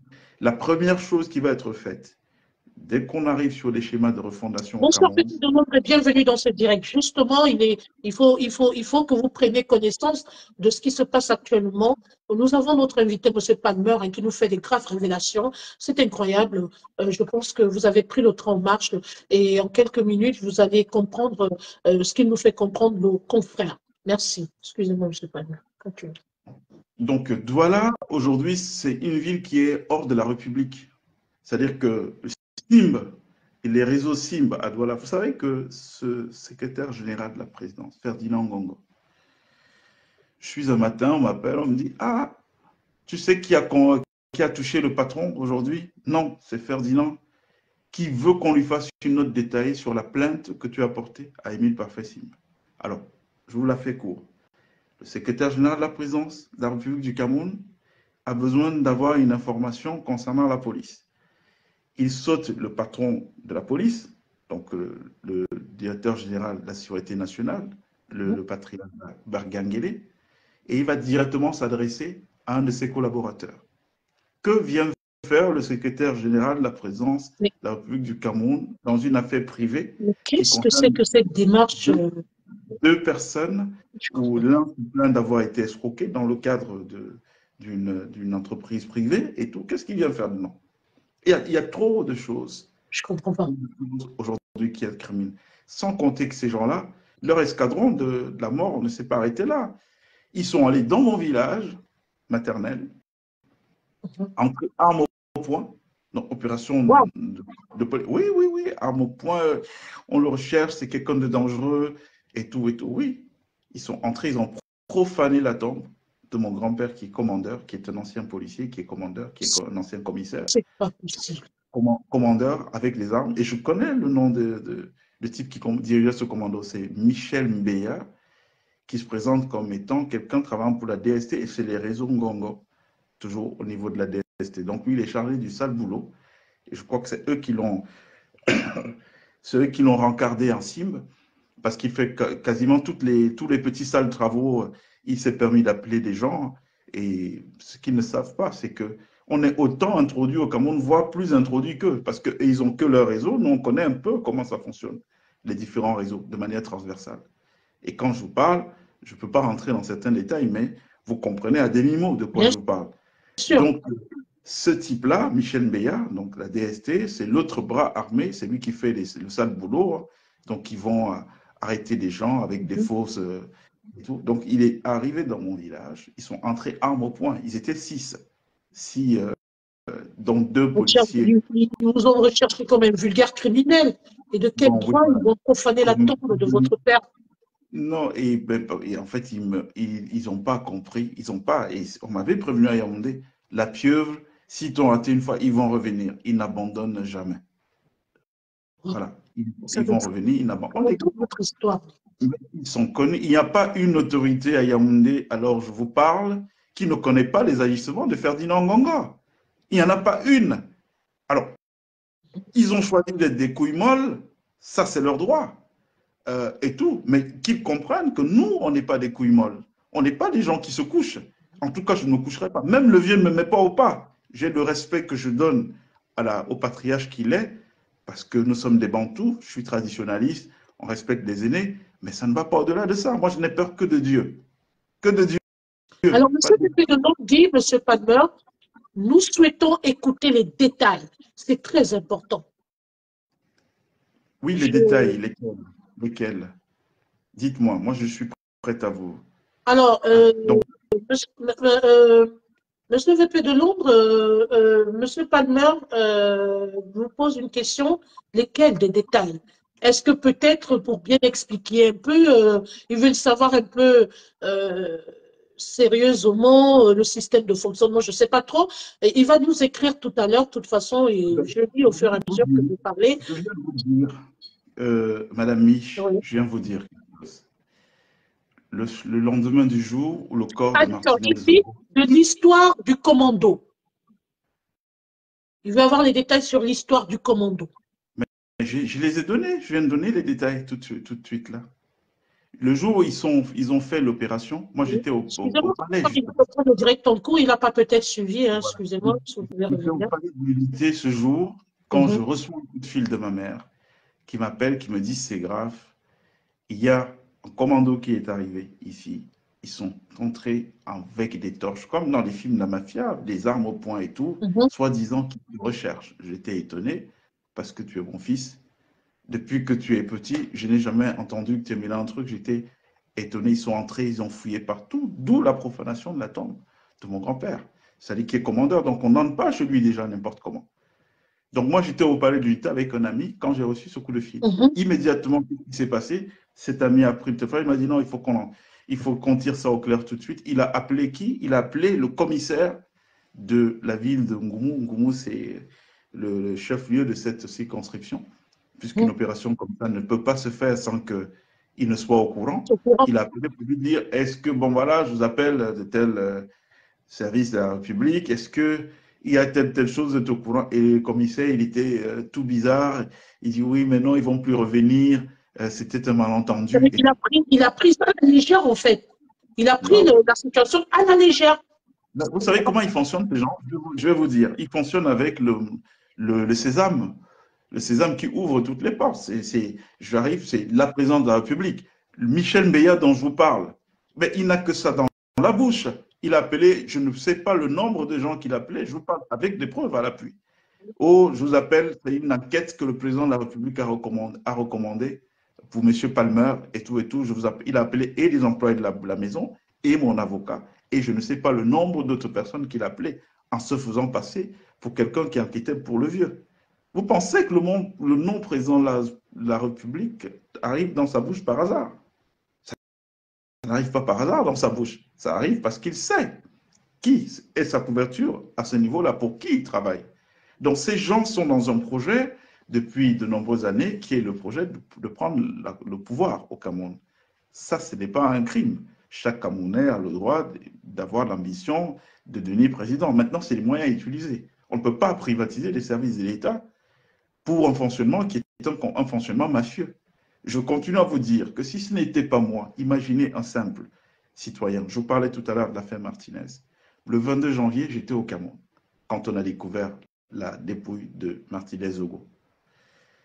Il y a une psychose générale dans le pays. Je reçois des appels, on me dit non, surtout, ne parle pas de cette affaire parce que ce n'est qu'une série. C'est le début d'une série et on ne veut pas que tu sois. Je leur dis, mais ce n'est pas possible. Vous me demandez de me taire et d'accepter qu'on ait tué un de nôtres comme un vulgaire, comme un mouton. Hein. Donc on le tue. Vous me demandez de me taire, de laisser ça passer. Jamais je ne laisserai ça passer. Donc le même jour, j'ai fait une déclaration télévisée dans laquelle je condamnais cette... J'étais au Cameroun. Hein. Je vous dis bien, il y avait une psychose dans le pays. Personne n'osait parler. Personne. Peut-être ceux qui ont soutenu le mouvement, c'est beaucoup plus les influenceurs et les blogueurs et nos frères de la diaspora. C'est eux qui ont pris l'affaire en main. Mais au niveau du pays, personne n'osait la ramener. Les gens étaient quasiment quoi, d'autres en ont fait d'ailleurs une opportunité pour gagner un peu d'argent. Donc, pour vous dire quoi? Pour vous dire que ces gens-là sont sur un mode opératoire qui est bien huilé. Il est bien huilé aujourd'hui. Nous savons, je ne peux pas donner toutes les informations parce que le but du jeu, c'est de protéger aussi certaines de nos sources qui sont à l'intérieur. Ils infiltrent les gens, nous, on les infiltre. C'est aussi simple que ça. C'est de bonne guerre. Mais je vous le dis, je n'ai jamais auparavant, dans l'histoire de notre pays, j'ai jamais porté d'accusation. J'ai même jamais, personne ne savait même ce que je vous raconte. Personne ne savait quelles sont mes relations et tout. Moi, j'ai quitté volontairement le Cameroun quand j'ai compris que le système que le vieux nous avait imposé en lieu et place du projet qu'il a vendu, qui était le libéralisme communautaire, un pays prospère où on allait encourager le talent, la prime au mérite et tout. Quand j'ai compris que on était loin de ça, que ce n'était que des chimères, j'ai pris mes distances. Et je ne vous parle pas d'une histoire d'aujourd'hui. Ça fait plus de 25 ans aujourd'hui que je suis parti du Cameroun. Donc, entre-temps, je suis resté un bon Camerounais. Quand je peux rendre un service à mon pays, je le fais de temps à autre, mais ça ne fait pas du tout de moi quelqu'un du système. La preuve, je ne gagne pas d'affaires avec eux. Donc, nous connaissons le mode opératoire parce que nous avons rendu beaucoup de services à notre pays et ces services sont su de tout le monde. Vous savez que c'est un scandale dans la tête de plusieurs personnes quand ils entendent mon nom mêlé à ce qui se passe. Donc, ils m'ont jamais payé, puisque de toutes les façons, comme je vous l'ai dit, ils n'étaient pas dans la logique de payer. Sinon, ils auraient dit tout simplement à leurs petits, paye-le, paye les employés. Jusqu'à présent, les employés n'ont pas été payés. Paye les employés et puis cette affaire s'arrête là. Donc, non, ils n'ont pas, jusqu'à l'heure où je vous parle, je n'ai pas été payé. Vous êtes dans le cadre de l'émission L'heure juste de vérité et comme le disent les followers et les internautes veulent écouter M. Palmer parce que son histoire est... je ne vais pas prendre quelqu'un d'autre. Je ne sais pas qui rentre dans le direct et pourquoi. Je n'ai qu'un seul invité spécial. Si vous voulez, vous posez vos questions. Hein. Je vous lis. Monsieur Morgan Palmer aussi vous lit. Et si vous avez des questions à lui poser, posez-les lui. Je pense qu'il nous reste à peu près 10 minutes hein, parce que Monsieur Palmer, pour des raisons dépendantes de sa volonté, ne pourra pas rentrer beaucoup plus dans les détails ce soir, mais il compte revenir pour ouvrir les vannes pour un dossier spécial. C'est pourquoi pour ce soir, oui, je ne prendrai personne, mon commissaire. C'est pourquoi ce soir, nous n'allons pas beaucoup, nous n'allons pas trop nous étendre, hein, parce que il se prépare pour un dossier spécial sur cette affaire. Mais par contre, les gens veulent bien écouter. Les internautes restent, Monsieur Palmer, vous êtes captivant, votre histoire est très intéressante. D'où les internautes, quelque part, me disent, laissez parler Monsieur Palmer, mais en même temps, vous savez, Monsieur Palmer, si on ne lui pose pas des questions, on ne peut pas l'orienter. Alors, nous allons poser quelques questions à Monsieur Palmer. Alors, Monsieur VP de Londres, excusez-moi, je vais prendre sa question. Parlez-nous de la pieuvre, donnez-nous votre lecture sur 2025. Monsieur Palmer, c'est la question de VP de Londres. Il vous demande de lui parler de la pieuvre et de lui donner votre lecture sur 2025. On l'a pas. Alors, la pieuvre, j'en ai parlé, donc pour ne pas faire de la redite, quand il va revoir l'émission plus tard, il aura toutes les informations. Bon, pour 2025, je voulais d'abord dire que ma démarche n'est pas du tout politique. C'est-à-dire que j'ai compris une chose, c'est que nous n'avons pas une masse critique de Camerounais aujourd'hui qui veut vraiment aller vers la refondation. Parce que vous voyez, aussitôt qu'on a un problème comme celui-ci, qu'est-ce qui se passe? Mais on paye des jeunes gens, parce que c'est presque qui m'ont mis à la une sur des calomnies, des dénonciations camerounaises. C'est des jeunes comme nous. Il y en a un, le journal Le Quotidien. Je lui ai envoyé un message lui disant, mais est-ce que c'est sérieux ça? Vous alliez aux hommes du passé et du passif pour faire du mal à des jeunes comme vous. Et vous savez que c'est faux, parce que si l'article que tu vas écrire, si tu sais que c'est un article que tu veux informatif, mais tu vas m'appeler, tu peux me mettre à la une de ton journal et tu ne m'as jamais contacté pour avoir ma version des faits. Ça veut dire que ma version des faits ne t'intéressait pas. Tu avais une communication à faire passer, tu as été payé pour cette communication et tu l'as fait passer. Mais sauf que, est-ce que tu sais que ça me cause un tort énorme? Et pendant que tu me causes ce tort énorme, est-ce que tu sais que tu te fais un ennemi à travers moi? Donc aujourd'hui, le problème que nous avons dans notre pays, qui a fait que nous autres qu'on prenne du recul, c'est de voir que, mais pourquoi on va mourir, hein? On s'est mobilisé à un moment donné en se disant, mais non, ça suffit. Vous savez, moi, il suffit juste d'aller sur ma page, vous lisez ce que j'écris depuis 2009 que je suis sur Facebook jusqu'en 2024, vous saurez exactement qui je suis. Dans une constance, c'est toujours le même discours, ça n'a pas varié. Je n'ai jamais été en soutien de la gabégie, du faux et tout. J'ai construit toute ma carrière dans l'idée que on ne peut pas développer un pays sans valeur. Donc la problématique que nous avons aujourd'hui, qui nous a fait prendre du recul, c'est qu'au bout d'un moment, on s'est dit, bon, allez, on va s'engager dans les combats, mais quand ceux qui sont vos opposants, c'est-à-dire que ceux qu'on instrumentalise parce qu'on leur paye 1 000 € qui arrivent et tout, il faut salir un tel, c'est des jeunes comme vous. On se retrouve finalement détourné de l'objectif en commençant à faire la guerre à d'autres jeunes. Donc pour éviter ça, nous on a pris du recul, on dit, bon, on observe. Mais observer ne veut pas dire que les gens vont venir marcher sur notre tête, on laisse faire. Donc pour VP de Londres, c'est une façon de dire que je n'ai pas une prise de position par rapport à l'élection de 2025. Il faut que les choses soient très claires. Parce que je sais qu'aujourd'hui, dans notre pays, c'est des factions qui s'opposent. Dès qu'un tel prend la parole, ah non, ça doit être le camp d'en face qui attaque. Moi, je ne suis dans aucun camp. Si j'ai un seul camp, c'est celui de voir le Cameroun devenir un pays où il y a du miel qui coule pour tout le monde. C'est ça mon camp.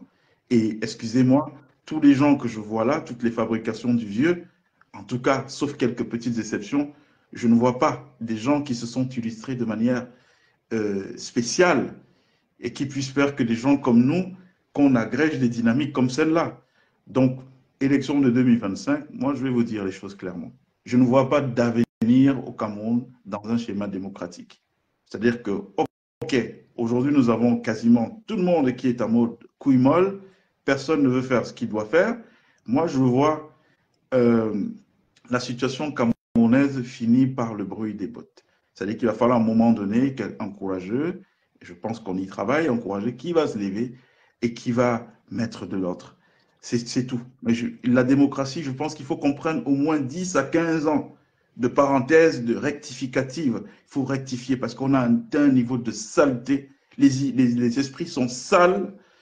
Personne n'est sincère. Tout le monde que vous voyez joue un jeu. Vous voyez tel opposant, on vous dit que la nuit, il est au palais. Moi, j'ai assisté à des choses, mais complètement incroyables. dans notre pays aujourd'hui, qui me font me méfier quasiment de toutes ces dynamiques qui se mettent en place et tout. Je regarde ça avec beaucoup de distance. Donc moi, personnellement, si j'avais quelque chose que j'aurais pu préconiser, c'est de dire, allez, est-ce qu'on n'a pas des hommes qui nous restent dans... Est-ce que tous sont émasculés? On n'a pas des hommes qui nous restent dans nos forces de sécurité, ben, il faut qu'il y ait l'un qui prenne ses responsabilités. Parce que comment on arrête la pieuvre? Parce qu'on va arrêter la pieuvre pendant qu'ils organisent des assassinats, les citoyens, on leur offre des pétales d'orchidée. C'est comme ça qu'on va les arrêter. On ne va pas les arrêter comme ça. Il va bien falloir à un moment donné que nous, on se batte, qu'on trouve l'argent qu'il faut et qu'on mette même des primes, puisque les Camerounais ne marchent qu'à l'argent. Oui, parce qu'au nom de l'argent, je vous dis, même votre propre frère peut se retrouver à conspirer contre vous. Donc, comme les Camerounais ne marchent qu'à l'argent, il va falloir bientôt que nous mettions des primes. On veut la tête de telle personne, puisque de toutes les façons, aujourd'hui, il est acté que le Cameroun n'est plus un état de droit. Ce monsieur Simba a installé 257 caméras cachées. Wow! Partagez le il y a des révélations. 250, pardon? Dans son immeuble et dans les appartements privés. Il a des appartements meublés. Wow. Dans ces appartements sont passés plusieurs personnalités et des gens anonymes qui ont habité là. Il les a vus dans leur rapport intime. Vous comprenez ça? Depuis le mois de juin que nous avons sorti cette affaire, même pas une information judiciaire. C'est-à-dire qu'en temps normal, si on est dans un pays qui est... Une procédure s'est engagée. Un procureur va dire maintenant il faut qu'on ça n'a pas été mis hors d'état de nuire. C'est incroyable. Rapprochons-nous un peu de ce type-là pour savoir de quoi il s'agit. Non, personne. Donc ça veut dire quoi? Ça veut dire que nous avons acté le règne de l'ensauvagement. Et c'est quoi le règne de l'ensauvagement? Le règne de l'ensauvagement, c'est que chacun se fait... Moi, pourquoi je suis resté plusieurs semaines à Yaoundé encore? Je suis resté plusieurs semaines à Yaoundé. Certes, je savais que tout le monde n'est pas pourri. Parce qu'il ne faut jamais dire ça. Au Cameroun, tout le monde n'est pas pourri.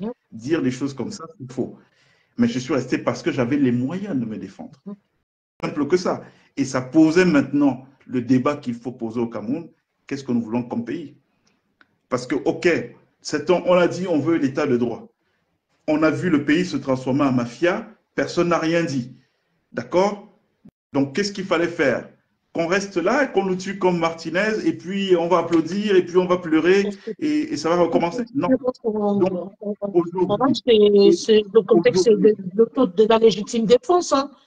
Aujourd'hui, ce qu'il faut, puisqu'on a acquis l'ensauvagement, vous savez comment ils réfléchissent, les Ngongo et compagnie, les Elundu? Vous voyez, on nous met un bandit à la tête des services secrets camerounais.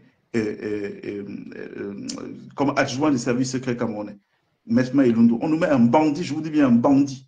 Les services secrets dans des pays sérieux, c'est des services qui sont garants de la, comment on appelle ça, la raison d'État, qui sont garants de la raison d'État. Ça veut dire qu'on peut considérer que... Est responsable de ces dires. Comment? J'ai dit, vous êtes responsable de vos dires. Hein. Vous savez sur quoi vous appuyez. Vous m'avez invité pourquoi? Si vous m'invitez pour... Je réponds à la question. Quelqu'un écrit, je réponds simplement à la question. Je ne parle pas de vous. Je dis, Monsieur Palmer, s'il se prononce, c'est parce qu'il est responsable de ses dires. Donc, il sait. Mais il faut dire à votre auditoire qu'ils n'ont pas affaire à ils n'ont pas affaire à un gars du quartier qui vient s'asseoir et qui commence à raconter des je crois que le message est passé, il vous écoute. Ils ont affaire à quelqu'un qui connaît le système. Intimement. Je vous le dis que Elundu Mesma est colonel aujourd'hui. Je ne sais pas quel grade il avait quand je travaillais déjà avec l'état-major du Cameroun, il y a plus de 15 ans en arrière. D'accord? Donc, je ne suis pas dans le même rapport que ces gens peuvent avoir. Eux, ils voient un colonel. Moi, je vois juste un jeune qui a fait sa carrière et bon, qui s'en sort, même si ça peut être douteux, compte tenu des circonstances que nous savons aujourd'hui. Donc, moi, je ne suis pas dans le même rapport avec ces gens-là. Je suis dans un rapport de quelqu'un qui les connaît intimement ce qui se passe au Cameroun.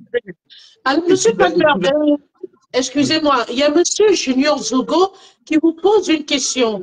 Alors, il dit, ma question, monsieur Morgan, excusez-moi, j'ai des enfants en vacances ici. Ma question, essaie de savoir, qui rend Ngongo aussi puissant? Je pense qu'il s'agit de M. Ngongo, c'est sa première question. Il se demande, est-ce la première dame ou alors il profite de la vieillesse du président. Que font les autres pour laisser Ngongo, notamment l'Ocom GP et les généraux comme, excusez-moi, Melingi Ngouma? Voilà mes questions. Mais le général Melingi, il Oui. était au palais. Il a travaillé au palais. Vous savez pourquoi il est parti du palais? Continuez votre propos, je... Qu'est-ce que tu vas faire là? Vous pouvez continuer. Allez-y, vous pouvez continuer votre propos. J'ai des... Vous savez pourquoi, Oui, il est allez-y, parti du continuez. palais, le général Melingi? Il est parti du palais parce qu'il était un homme intègre, un homme qui était le protecteur des gens qui se sentaient abusés. Alors, les réseaux organisés au palais se sont arrangés pour le faire partir de là. Il a été nommé dans un service, ça va être un peu difficile parce que pour un entretien, la première chose que je veux dire, c'est que, vous savez, on a des indices qui concordants avec l'affaire Martinez-Ogo. La première personne qui m'a appelé le 22 janvier 2023, quand j'ai fait ma sortie télévisuelle pour dénoncer donc cet assassinat, ce crime crapuleux, c'est Émile Parfait-Simb. Qu'est-ce qu'il m'a dit ce jour? Il m'a dit que la mort de Martinez vient du palais le 22 janvier. Ah. Donc, lui, il était déjà à cette conclusion. Je l'ai déjà dit plusieurs fois. Bon, peut-être que les enquêteurs du tribunal militaire aujourd'hui en sont déjà à cette conclusion. C'est pour ça que ça n'émeut pas plus. Mais lui, déjà, le 22 janvier, jour de la découverte du corps, il savait que la mort venait du palais. Il disait qu'il n'a aucune compassion pour Martinez-Ogo parce qu'il n'avait pas à chercher à savoir. Oui, oui, il a dit, hein, j'ai le message, il m'a laissé ça en message audio. Donc j'ai l'audio avec toutes les accusations dont je vous parle. Alors c'est pour dire quoi? C'est pour dire que Simba est le petit protégé de Ferdinand Ngongo. Le 22 janvier, Sim, qui ne vit pas au Cameroun, savait déjà que la mort de Martinez Zogo vient du palais. Ben, je pense que c'est quelqu'un d'intéressant qui aurait peut-être des choses à nous dire aujourd'hui dans le cadre de cette procédure. Maintenant, pour le reste, moi, je vais dire un truc très simple. Vous savez, j'ai de la bouteille, je ne suis pas né de la dernière pluie, je ne suis pas un petit lapin de 6 semaines qui se fait influencer parce qu'on a soufflé un peu fort. Je suis habitué. Je connais le procédé, je sais comment ça fonctionne. À la limite, même, j'ai de la compassion pour nos jeunes frères qui sont instrumentels. Il faut bien qu'ils mangent. C'est l'argent du Cameroun. On a réussi à mettre dans la tête des gens que c'est l'argent des privilégiés. Non, c'est l'argent du Cameroun. Vous savez, on parle de ligne 94, de ligne 60. C'est quoi ces trucs? C'est des mots trop savants pour rien. C'est des bénéfices qui sont réalisés par certaines entreprises d'État et qui sont affectés à la présidente de la République qui, elle, à son tour, décide de les affecter pour aider à l'investissement. Donc, permettre à des gens, c'est de l'argent qu'on donne, à la limite, qui n'attend pas un retour. On le donne pour favoriser des investissements, permettre qu'on puisse créer des emplois pour des Camerounais. Donc, il n'y a pas de mystère à faire de ces choses. La problématique qui se pose aujourd'hui, c'est que les gens qui ont fait même basse sur ces sommes d'argent, j'en connais, hein, personnellement. C'est-à-dire qu'il y a tellement de dossiers que si on se mettait à parler aujourd'hui, bon, on allait arriver à autre chose. Sauf que moi, je ne suis plus pour parler pour rien. Je ne suis plus pour qu'on dénonce simplement, qu'on dise, alors, ils ont fait ça, ils ont fait ça. Non, on n'est plus les enfants. Maintenant, je suis pour qu'on agisse. Donc, l'action, c'est quoi? C'est ce que j'ai fait. Quand il est clair que notre pays n'est plus un état de droit. Hein, n'ayons pas peur de l'assumer. Parce que vous ne pouvez pas être victime de tant de choses. Vous me parlez de la procédure au niveau du procureur de Douala. Le procureur de Douala, Jean Simplice et Boko, moi je vais porter plainte contre un type qui m'a escroqué de l'argent et tout. Depuis le mois de juillet que ma plainte est déposée, jusqu'à ce jour, il n'a tout pas donné une suite judiciaire. Vous vous rendez compte? Mais pourquoi? Parce que le tribunal de Douala, ils sont mouillés à tous les... Vous savez qui a aidé Sim à sortir du Cameroun? Qui l'a quasiment mis dans l'avion? Non. Ben, c'est un procureur à Douala. Le procureur municipal. C'est lui qui a quasiment porté Sim, l'a accompagné jusqu'aux dernières barrières de l'immigration pour que Sim quitte le Cameroun. Le procureur municipal. Donc, qu'est-ce que vous attendez comme justice quand vous avez affaire? Vous savez qui est son conseiller officieux? Non. Son conseiller juridique? C'est le procureur de Kribi, Mayo Boumson. D'accord? Donc, si vous avez affaire à Simba à Kribi et que vous allez lui déposer plainte, le procureur prend la plainte, il appelle Simba et lui dit, alors, il y a un petit rigolo là qui est venu te porter plainte et tout, qu'est-ce qu'on fait de ça? Donc, c'est Simba qui lui dit, c'est quoi la démarche qu'ils doivent avoir? Donc, s'il lui dit, bah écoute, Ouais, assois-toi c'est pas dessus, ça ne possible. bougera jamais. Alors, si on est dans un état comme ça, eh ben, on assume qu'on n'est plus dans un état de droit. Quand on n'est plus dans un état de droit, c'est le Far West. Chacun se défend comme il peut. Moi, je Bien vous ai sûr. dit que ce qui va se passer très, très bientôt là, c'est que, OK, comme ce qui donne le plus zèle à ces gens, c'est que nous, on leur a donné le pouvoir, on leur a délégué une partie de notre sécurité en leur disant, on va vous donner des armes pour que vous puissiez protéger. Et ces armes se retournent maintenant contre. Parce que regardez, c'est quoi le bilan des services secrets camerounais?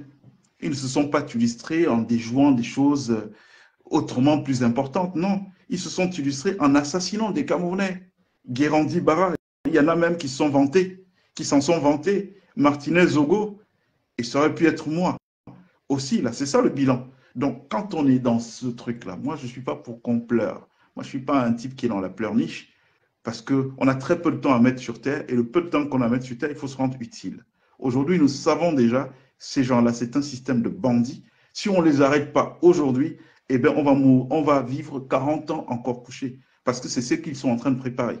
Ce qu'ils sont en train de préparer, c'est de dire que, OK, après le vieux, ça va être la continuité dans la médiocrité. Mais ça, ils n'ont aucune chance. Déjà, Ferdinand, qu'il l'oublie, qu'il pense à autre chose, qu'il se dise sur son pronostic vital, parce que nous en sommes là. Nous en sommes au truc aujourd'hui où, OK, vous voulez que ce soit la mafia, nous tous, on peut être des mafieux. On peut être des mafieux. Donc, que ces gens-là commencent à se dire combien de temps ils auront à vivre s'ils ne s'amendent pas dès maintenant. Parce que ça ne va pas se passer comme ça. Ça s'est toujours passé, où on met des gens au pan, on brime les gens, et puis il n'y a personne. Moi, je vous le dis, hein, on est en direct là, j'assume tout ce que je dis.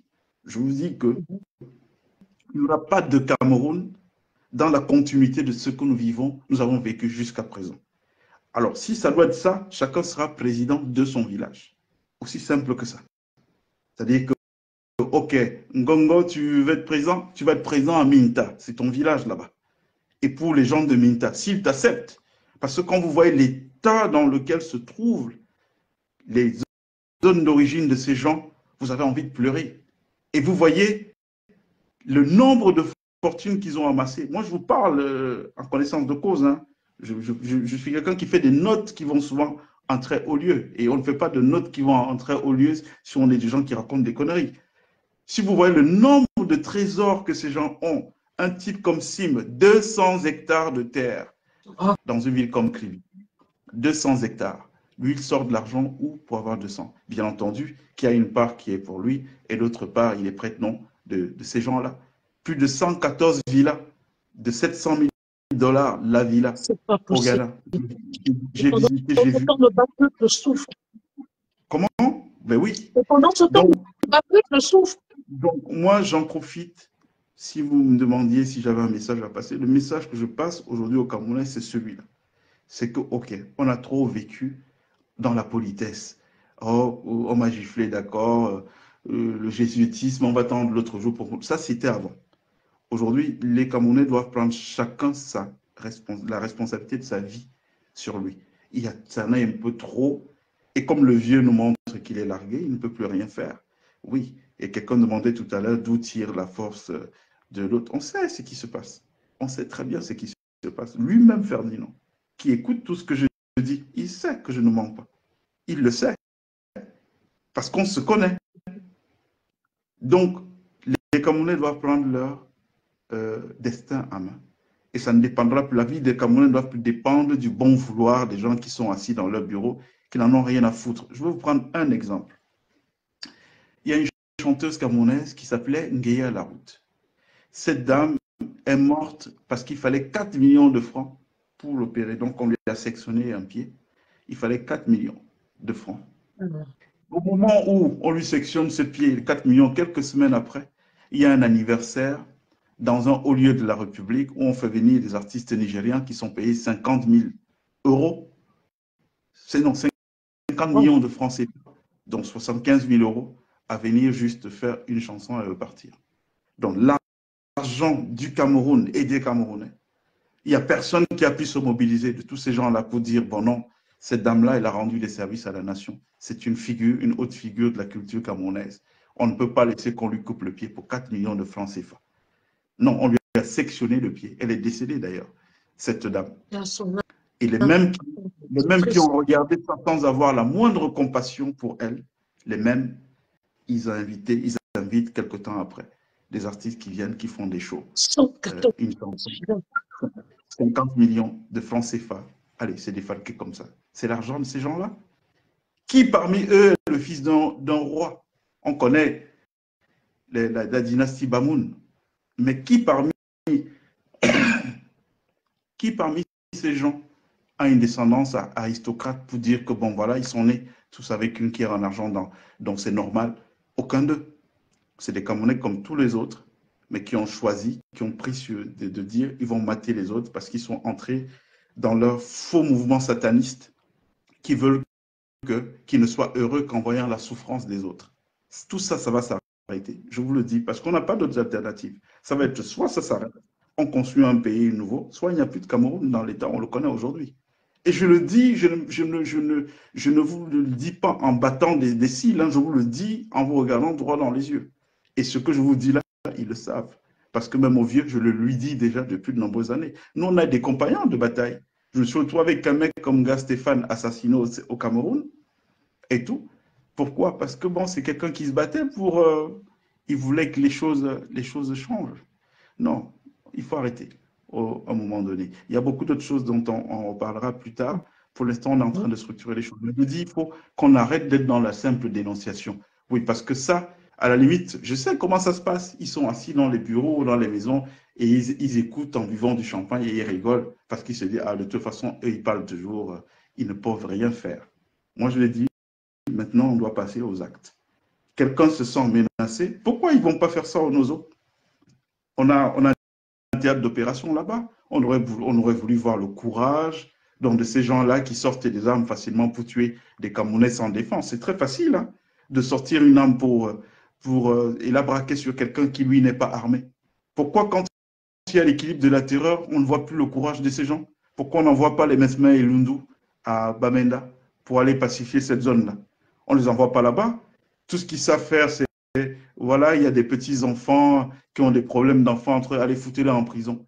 Voilà, parce que moi, voyez un type comme lui, ses enfants se retrouvent mêlés dans une histoire qu'il aurait pu régler en père de famille en disant, bon, c'est des trucs d'enfants, venez, on va parler, et puis on va s'entendre. Non, il a utilisé le pouvoir qu'il a déjà pour faire une entorse à la loi. Il fait convoquer des gens alors qu'il est partie prenante d'une affaire dans le service qu'il dirige, qu'il commande de lui. Vous trouvez ça normal? Et parce qu'on est au Cameroun, et il passe son coup de fil à une procureure en disant, ces gars-là, il faut que tu les mettes en prison. Non, ça va s'arrêter. Moi, je vous l'ai dit de toutes les façons, je ne suis pas sorti de mon silence pour venir faire ce que tout le monde a fait pendant des années, de dire, OK, on se plaint, après on dit, mais on va faire comment? C'est eux qui sont là. Non, ça c'est fini, ça. C'est eux qui étaient là. Maintenant, on va s'asseoir. Soit on va bâtir un pays qui est bien, où il fait bon vivre pour tout le monde, soit il n'y aura pas de pays du tout. C'est aussi simple que ça. Ça, c'est le message que j'ai envie de passer aujourd'hui. Je ne Voilà. sais pas si vous avez un élément de réponse. Quelqu'un demande quand est-ce la guerre du Nozo va s'arrêter? Et la personne insiste. Je ne sais pas si vous avez un élément de réponse par rapport à cette question. Je vous laisse répondre si c'est possible. Mais vous savez que c'est une pompe afrique, la guerre du Nozo. Il y a beaucoup de gens qui se goinfrent dans ce conflit. Et donc aujourd'hui, il est devenu d'ailleurs même un truc qui est instrumentalisé. Un truc qui est... C'est très facile. Vous savez, on a organisé les états généraux du Cameroun, ce qu'ils ont appelé le Grand Dialogue National, je crois que c'était en 2019. Et quand l'un des buts de ce Grand Dialogue National, c'était de pacifier cette zone. Quid des résultats? Vous savez que le Cameroun aujourd'hui, c'est un pays de presque 30 millions d'habitants. Et sur 30 millions d'habitants, il n'y en a que 1 million qui ont un salaire tous les mois. 754 000 de la fonction publique, de la fonction privée, du secteur privé, 329 000 de la fonction publique, avec l'armée comprise. Donc à peu près 1 million de gens. C'est-à-dire que pour que le pays s'en sorte, il faut que chacun de ces millions de gens ait 30 personnes à sa charge. Est-ce que vous trouvez normal avec le niveau de ressources que nous avons au Cameroun. On devrait être le pilier de croissance et de profitabilité de la zone CEMAC. Aujourd'hui, il y a matière à faire. C'est qu'on a des gens qui sont méchants. Allez dans le Grand Sud du Cameroun. Vous avez les ministres, mais hein, la plus forte concentration des ministres. Regardez ce que la jeunesse devient là-bas. Qu'est-ce qu'ils ont fait? Ils ont libéralisé la consommation des alcools forts, le Dontol, comme ça s'appelle au Cameroun, pour détruire les neurones de la jeunesse là-bas. Ils n'ont pas un projet pour eux. Hein. Vous n'allez pas voir d'usine, vous n'allez rien voir. L'argent, qu'est-ce qui se passe? Vous avez des avions qui décollent du Cameroun avec l'argent en liquide. Au jour d'aujourd'hui, nous avons répertorié les comptes de ministres camerounais, Nigeria, Afrique du Sud, Dubaï. Ils ont pour la plupart vendu tous les biens qu'ils avaient à Paris. En France, en tout cas, depuis une dizaine d'années, on a observé le phénomène. Ils vendaient puisqu'ils étaient au courant que de toutes les façons, tout ça ne résistera pas à une simple loi de nationalisation, à une simple confiscation des biens. Donc aujourd'hui, ils ont pensé se réinventer en allant vers de nouveaux paradis. Mais tout ça est surveillé. En décembre 2018, un avion d'école de Yaoundé au Cameroun, direction les Pays-Bas, pour la banque ABN AMRO. Et ce que je vous dis là, les personnes se reconnaîtront. Sécuriser Et à le direct son parce qu'on bord, signale. allô, Envoyez les cœurs. Envoyez les cœurs. Sécurisez le allô, direct. vous m'entendez? Oui, je vous entends maintenant. Sécurisez, s'il vous plaît. Allez-y. Oui. Donc, pour vous dire qu'il y a trop de choses. Mais il va falloir arrêter d'être dans la simple dénonciation.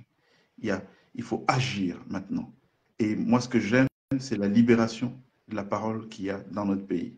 Mais une fois de plus, moi, le message que je veux passer aux jeunes Camerounais qui nous regardent, de partout, qu'ils comprennent que, à défaut d'encourager la démarche des jeunes Camerounais, de leurs frères qui veulent apporter le changement, à défaut de l'encourager, ce n'est pas la peine de s'illustrer en vouant au jeu de ces gens. Parce que ces gens les méprisent, je les connais, je suis à tu à toi avec eux.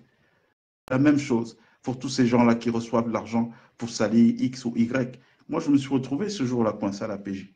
Et c'est l'occasion de rendre hommage ici à certains jeunes Camerounais que je ne connaissais pas, hein, parce qu'on n'est pas de la même génération, c'est nos petits frères. Il s'appelle Paul Chouta.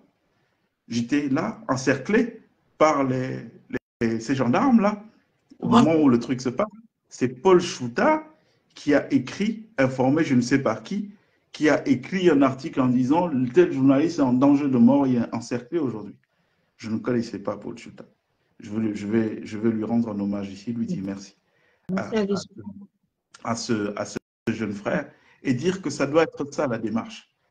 À défaut, moi, si je peux ne pas être d'accord avec un jeune, mais je ne le critiquerai pas devant les autres. En tout cas, je ne jouerai pas le jeu des autres parce qu'ils rigolent, mais vous ne pouvez pas imaginer, ils se marrent quand ils voient les jeunes se foutre dans la gueule entre eux. Prenez leur argent. Vous avez le droit de prendre cet argent parce que c'est l'argent du Cameroun. Ce n'est pas l'argent de ces gens-là. Vous avez le droit de prendre leur argent, mais vous avez aussi le droit de garder votre conscience.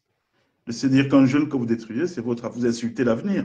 Donc demain, quand vous allez vous retrouver là, il est aux affaires, et puis vous venez là tout penaud, l'air un peu con, pour justifier comment votre présence là, puisque hier vous combattiez ce jeune-là, au moment où il fallait construire et tout. Non, on n'a pas besoin de ça. Franchement, la jeunesse, il faut qu'on soit ensemble, même si on ne s'aime pas, on n'est pas obligé d'aller en vacances ensemble et tout, mais il faut observer une espèce comment dire, de bienveillance. Voilà, il faut observer une certaine bienveillance chaque fois qu'un jeune est impliqué dans quelque chose. Et pour ça, je vous remercie vous aussi. Je remercie Monsieur Bien Ton qui a aidé beaucoup à la diffusion de ce message. Et je comprends les autres, parce que vous savez, je vous ai dit, c'est des tueurs à gages aujourd'hui. Hein. Ils ont réussi à transformer la jeunesse camerounaise en tueurs à gages. C'est-à-dire que ça, ils s'appellent, comme vous avez fait, ils vont appeler pour dire, ah non, il y a tel message qui sort là ces jours-ci, il ne faut pas qu'il prospère. Ne le relayez pas. Et ils se mettent ensemble en coalition pour ne pas relayer. Bon, moi, ça me fait rigoler parce que je suis consultant en intelligence stratégique. J'ai un cabinet, je travaille à l'élaboration de la pensée globale, stratégique, millimétrée. Donc, toutes ces choses-là, c'est mon boulot de faire ça. Donc, quand je vois ça, bon, ça me fait juste rire. Je me dis, bon, allez, c'est les frères, ils essaient de manger comme ils peuvent. Mais compte tenu des enjeux aujourd'hui, moi, j'aurais pu gérer mon truc back-back avec eux.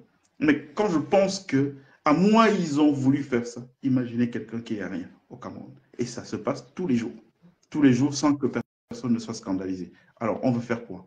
On veut repartir sur les 50 prochaines années avec le même système de spoliation? Non, on ne peut plus. On ne peut plus. Donc, ceux qui sont malins, là, les Elundu, toute la compagnie, les Ngongo, ceux qui sont malins, c'est le moment de s'amender. C'est le moment de s'amender parce qu'ils n'auront aucun soutien à l'international, qu'ils oublient déjà ce côté-là. Parce que je vois ce qui se passe, rapprochement avec Israël, on plante les enfants là-bas quand ça ne va pas. Non. Israël a déjà une histoire un peu particulière avec l'Afrique. Parce qu'en 1973, quand les relations se sont distendues entre Israël et l'Afrique suite à la guerre des 6 jours, là-bas au Moyen-Orient, ils ont eu beaucoup de mal à revenir. Hein. Ils avaient quoi? Ils avaient, à part au Fouet-Boigny, la Côte d'Ivoire, le Malawi, qui avaient assumé à l'époque de dire, bon voilà, nous on va leur conserver notre soutien, ils avaient perdu toute l'Afrique. Donc Israël ne doit pas être aujourd'hui assimilé à quelqu'un, à une force qui est là pour aider à l'assassinat, à la destruction des carrières des jeunes Africains. Parce que ce qui va se passer, c'est que ça va tourner en eau de boudin, on va revenir à la case de départ. Donc, il y a beaucoup de choses à dire, mais on trouvera le temps. On trouvera le temps. Merci beaucoup, Monsieur Morgan Palmer. J'espère que vous êtes en sécurité de là où vous êtes. Aujourd'hui, vous êtes du côté de l'Europe. J'espère que vous êtes protégé. Ne vous en faites pas pour moi. Je vous le redis. Juste rassurer les internautes et ces personnes qui vous aiment.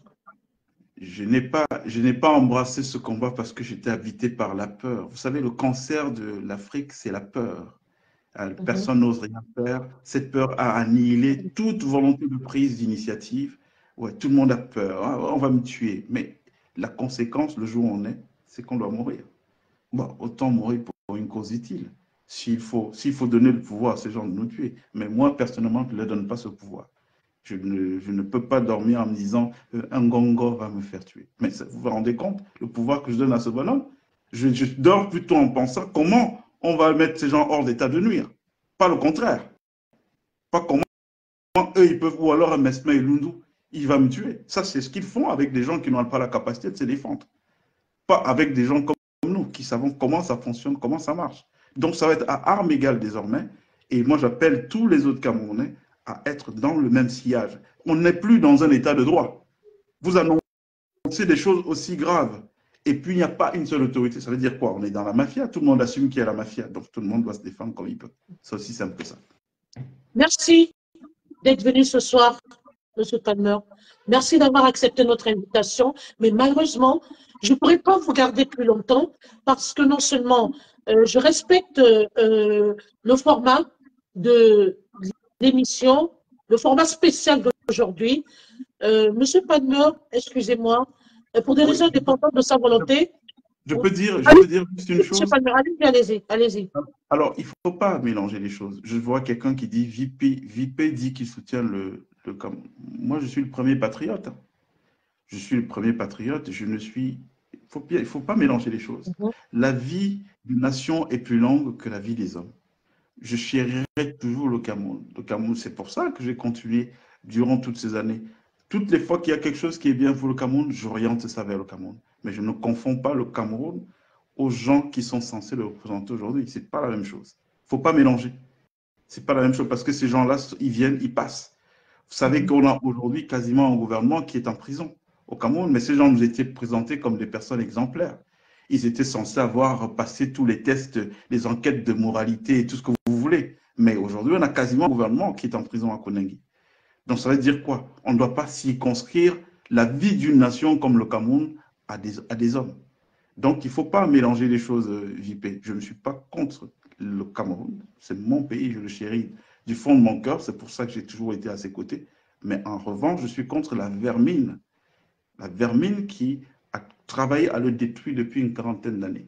Malheureusement, la personne à qui nous avons confié le destin de ce pays pour qu'il le protège a démissionné de ses fonctions de garant de la stabilité, de garant de toutes les valeurs qui fondaient notre nation.